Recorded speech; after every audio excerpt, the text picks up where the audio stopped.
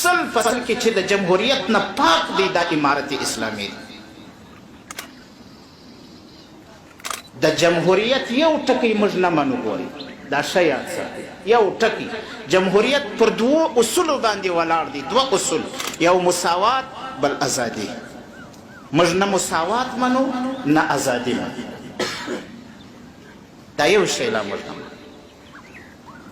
ازادي خو دا معنا ده چې انسان دې د پښې سره نکاح وکړي. دا تاسو منئ؟ نه. انسان دې د حمارې سره واده وکړي.